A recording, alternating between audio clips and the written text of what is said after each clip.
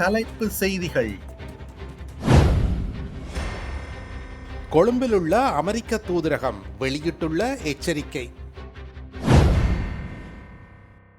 செம்மணியை பார்வையிட்ட ஐரோப்பிய ஒன்றிய சிறப்பு பிரதிநிதிகள்.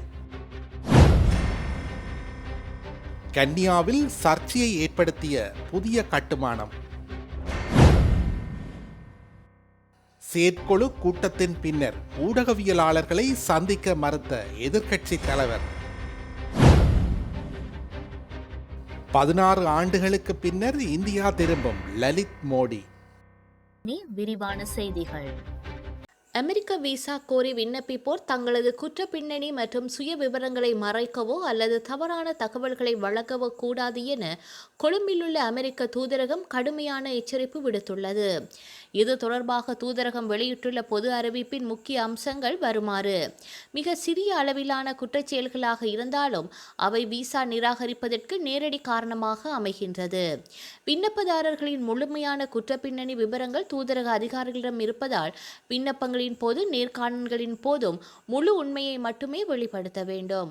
பொய்யான தகவல்களை வழங்குவது கண்டறியப்பட்டால் எதிர்காலத்தில் அமெரிக்காவிற்கு நுழைவதற்கு நிரந்தர தடை விதிக்கப்படக்கூடும். எனவே விசா பெறும் முழுமையான நடைமுறை முழுவதும் விண்ணப்பதாரர்கள் முழுமையான நேர்மையை கடைபிடிக்குமாறு கடுமையாக அறிவுறுத்தப்பட்டுள்ளனர். ஐரோப்பிய ஒன்றியத்தின் தூதுவர் மற்றும் பிரான்ஸ், இத்தாலி, ஜெர்மனி, நெதர்லாந்து நாட்டு தூதுவர்கள் உள்ளிட்ட உயர்மட்ட பிரதிநிதிகள் குழுவினர் வலிந்து காணாமல் ஆக்கப்பட்டவர்களின் உறவுகளின் சங்கத்தின் பிரதிநிதிகளை நேரில் சந்தித்து அவர்களின் குறைகளை கேட்டறிந்து மகஜரையும் பெற்றுக்கொண்டனர். யாழ், செம்மணி, சித்துப்பாத்தி இந்து மயானத்தில் மேற்கொள்ளப்பட்டு வரும் மனித புதைக்குழி அகழ்வு பணிகளை பார்வையிடுவதற்காக புதன்கிழமை முற்பகல் 9 மணியளவில் ஐரோப்பிய ஒன்றியத்தின் தூதுவர் கார்மென் மொரேனோ, ஜெர்மனி, பிரான்ஸ், இத்தாலி மற்றும் நெதர்லாந்து நாடுகளின் தூதுவர்கள் மற்றும் ஐரோப்பிய ஒன்றியத்தின் உயர் அதிகாரிகள் என 8 உறுப்பினர்கள் வருகை தந்திருந்தனர். தூதுவர்களின் வருகையொட்டி வலிந்து காணாமல் ஆக்கப்பட்டவர்களின் உறவுகளின் சங்கத்தினரும் சிவில் அமைப்புகளும் இணைந்து செம்மணி, சித்துப்பாத்தி மயானத்திற்கு முன்னால் A9 வீதியோரமாக போராட்டத்தில் ஈடுபட்டிருந்தனர். இதன்போது போராட்டம் நடைபெற்ற பகுதிக்கு சென்ற தூதுவர் குழுவினர் செம்மணி, சித்துப்பாத்தி இந்து மயான வாயிலில் வைத்து காணாமல் ஆக்கப்பட்டவர்களின் உறவுகளை சந்தித்து கலந்துரையாடினர்.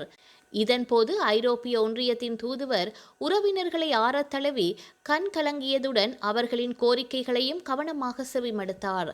தொடர்ந்து பாதிக்கப்பட்ட உறவினர்களின் சங்கம் சார்பில் தூதுவர்களிடம் கோரிக்கை மகஜரும் கையளிக்கப்பட்டது. ஐரோப்பிய ஒன்றியத்தின் உயர்மட்ட தூதுக்குழு செவ்வாய்க்கிழமை யாழ்ப்பாணத்திற்கு விஜயம் செய்து பல்வேறுபட்ட சந்திப்புகளில் ஈடுபட்டது. ஐரோப்பிய ஒன்றியத்தின் தெரிவு செய்யப்பட்ட பிரதிநிதிகளும் பிரான்ஸ், ஜெர்மனி, இத்தாலி, நெதர்லாந்து உள்ளிட்ட சில ஐரோப்பிய நாடுகளின் தூதுவர்கள் செவ்வாய்க்கிழமை கொழும்பிலிருந்து விமானம் மூலம் யாழ்ப்பாணத்தை சென்றடைந்தனர். யாழ்ப்பாணத்தை சென்றடைந்த குழுவினர் யாழில் உள்ள தனியார் விருந்தினர் விடுதியில் அரசியல் கட்சிகளின் பிரதிநிதிகள் மற்றும் சிவில் சமூகத்தின் பிரதிநிதிகளை சந்தித்து கலந்துரையாடியுள்ளனர். அரசியல் கட்சிகளின் கலந்துரையாடலில் இலங்கை தமிழரசு கட்சியின் தலைவர் CVK சிவஞானம், ஜனநாயக தமிழ் தேசிய கூட்டமைப்பின் சார்பில் முன்னாள் வடக்கு மாகாண கல்வி அமைச்சர் சர்வேஸ்வரன், யாழ் மாநகர சபை முதல்வர் மதிவதனி விவேகானந்த ராஜா, நல்லூர் பிரதேச சபை தவிசாளர் பத்மநாதன் மயூரன் உள்ளிட்ட உள்ளூராட்சி சபை உறுப்பினர்கள் குழுவை சந்தித்து கலந்துரையாடினர். திருகோணமலை கன்னியா வெந்நீரூற்று பிரதேசத்தில் அமைந்துள்ள 136வது தொல்பொருள் நிறைவு ஆண்டை முன்னிட்டு அவ்விடத்தை சிதைவடையாது பாதுகாக்கும் நோக்கில் புதிய கட்டுமானத்திற்கான அடிக்கல் நாட்டு விழா நேற்று காலை இடம்பெற்றது. திருகோணமலை மாவட்ட அரசு அதிபர் WM ஏமாந்தகுமார இதில் முதன்மை விருந்தினராக கலந்து கொண்டு அடிக்கலை நாட்டி வைத்தார். இந்த நிகழ்வில் வில்கம் விகாரையின் நாயக்க தேரர் அம்பிட்டிய சீலவங்ச திஸ்ஸ தேரர் அனுசாசனம் வழங்கினார்.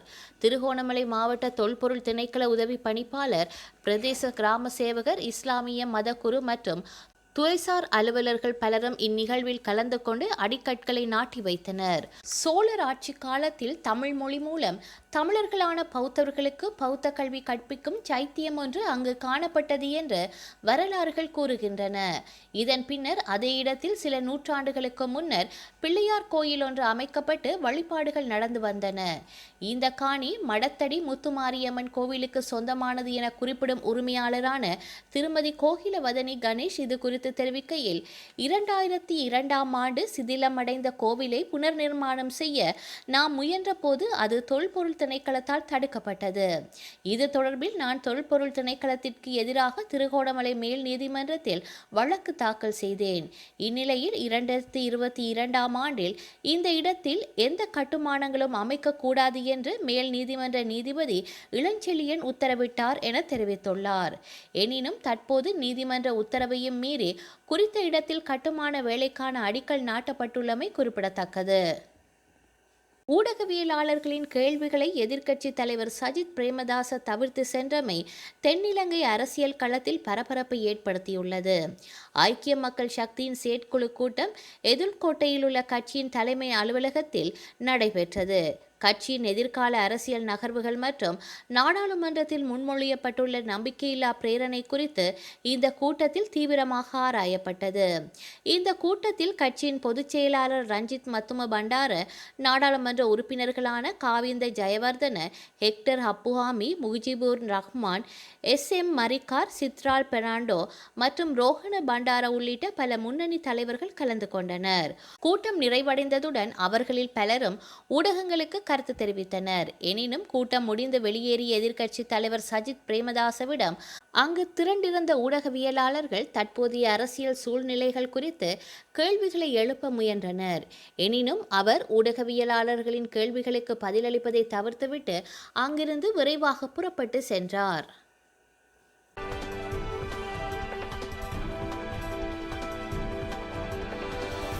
IPL தொடரின் நிறுவனரும் முன்னாள் தலைவருமான லலித் மோடி 16 ஆண்டுகளுக்கு பின்னர் இந்த ஆண்டு இறுதிக்குள் அல்லது அடுத்த ஆண்டு தொடக்கத்தில் இந்தியா திரும்ப உள்ளதாக அறிவித்துள்ளார்.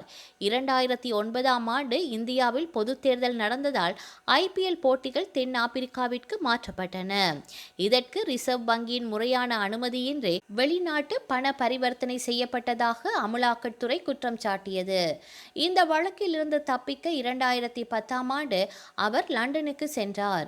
இந்நிலையில் இந்த வழக்கில் லலித் மோடிக்கு எதிராக போதிய ஆதாரங்கள் இல்லை என்றும் அவர் IPL மற்றும் இந்திய கிரிக்கெட்டின் நலனுக்காக மட்டுமே செயல்பட்டார் என்று மேல்முறையீட்டு தீர்ப்பாயம் அவருக்கு ஆதரவாக தீர்ப்பளித்துள்ளது.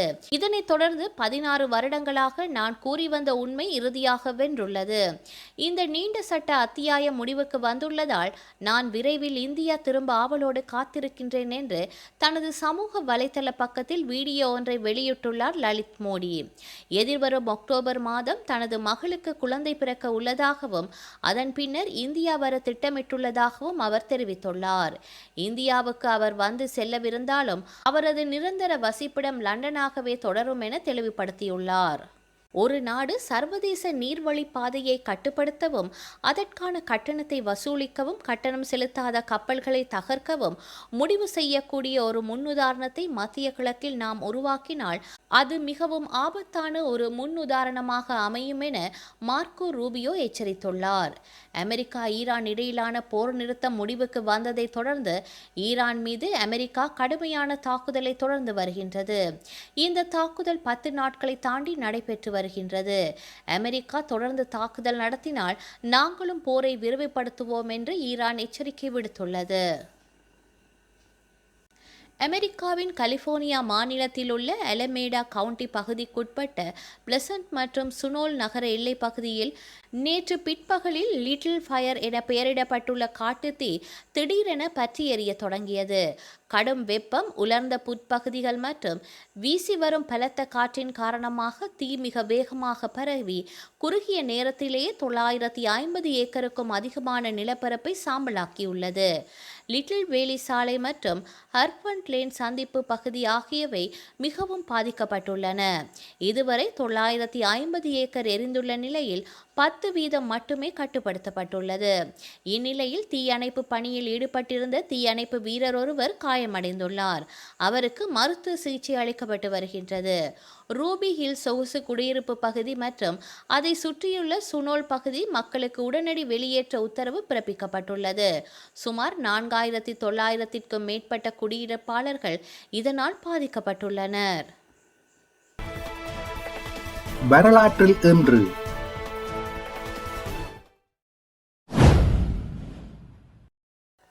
1874 இலங்கையின் சட்டசபை தமிழ் பிரதிநிதி முத்துக்குமாரசுவாமி இங்கிலாந்தில் சேர் பட்டம் அளித்து கௌரவிக்கப்பட்டார். 1981 இலங்கை எதிர்க்கட்சி தலைவர் அமிர்தலிங்கத்திற்கு எதிரான நம்பிக்கையில்லா தீர்மானம் நாடாளுமன்றத்தில் நிறைவேறியது. 1983 கருப்பு ஜூலை 3000 தமிழர்கள் சிங்கள பௌத்த இனவாதிகளால் படுகொலை செய்யப்பட்டனர். 1999 மாஞ்சோலை தொழிலாளர்கள் படுகொலை. ஊதிய உயர்வு கேட்டு தமிழ்நாடு திருநெல்வேலியில் மாஞ்சோலை தேயிலை தோட்ட தொழிலாளர்கள் நடத்திய பேரணியின் போது காவல்துறையினர் நடத்திய தடியடியில் 17 பேர் கொல்லப்பட்டனர். செய்திகளை உடனுக்குடன் தெரிந்து கொள்ள உடனே சப்ஸ்கிரைப் செய்து பெல் பட்டனை கிளிக் பண்ணவும்.